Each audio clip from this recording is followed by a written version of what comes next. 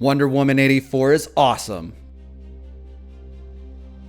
Merry Christmas, everyone, and welcome back to the Watch Party. I'm your host, Gene. And thank you for tuning in to this special segment, Steak and Eggs Volume 1. If you're new to the channel and like what you see and hear, hit subscribe. If you got that HBO subscription for Christmas, join us for Raised by Wolves Season 1. And we'll be covering lots of other awesome stuff too. Did you see the lineup for Marvel and Star Wars? I can't wait! As promised, this is a non-spoiler review of the movie, but before we get into it, there's a few disclaimers you need to know. Is the movie badass? Yes. Is the HBOMax subscription worth it? Absolutely. Am I in love with Wonder Woman? Duh, of course I am. Who isn't? Everybody on the planet wants her. So forgive me if I'm a little biased, and I'll go into that later. So let's get in the non-spoiler review of Wonder Woman 84.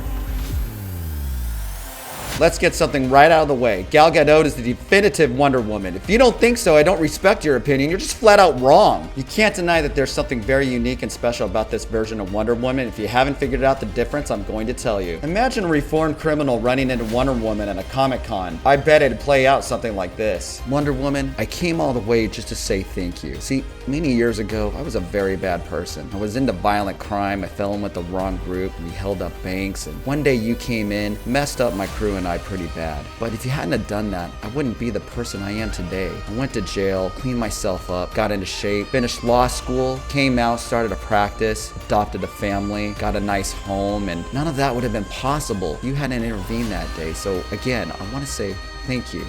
So, what are you doing? Not a chance!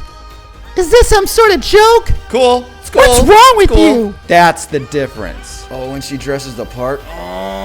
Kristen Wiig is awesome as Cat Lady. If you don't recognize her from MacGruber, only one of the greatest action movies ever made, what are you doing with your life? And this white guy is the same guy in The Mandalorian? In Narcos? He was a scorpion in Game of Thrones?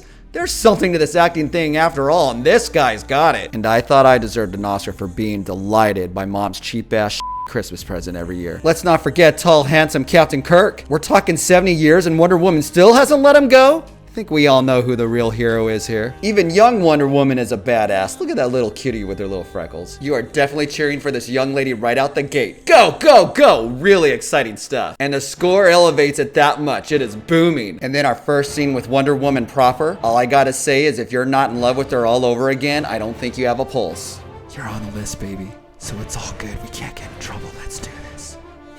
There's a lot more humor in this movie than I expected. The visual gags are excellent. Captain Kirk does excellent in this movie and honestly needs to be in more comedies. And although not all the jokes land, there are several laugh-out-loud moments here. Gal Gadot and Chris Pine are an excellent pair. Whether it's action or drama, it just works. As good as this movie is, it is not without its faults. Unfortunately, it really doesn't break any new ground for the genre. There is a bit of the usual cheesy dialogue and character motivations too. And the story relies on overly familiar tropes. For as big as this movie is, I definitely would have liked to have seen more exotic locations. And where is all the awesome 80s music? Thompson Twins, Flock of Seagulls, New Order? There was more 80s music in the previews. The orchestral score is really fantastic, but the lack of a banging soundtrack is almost unforgivable. And finally, did anybody else run into streaming issues? I think I have a decent setup, but I ran into problems, which really shouldn't be happening for such a big opening like this. But all that aside, this is an awesome movie and a must-watch. The stakes are extremely high, and there are lots of feel-good moments in this movie. I'm talking little kids seeing Christopher Reeves as Superman good. So thank you HBOMax for this awesome Christmas present, and thank you everyone for watching this segment of Steak and Eggs. If you liked it, give us a thumbs up and join us for the next video. And as always, thank you for watching Sunday Night Watch Party.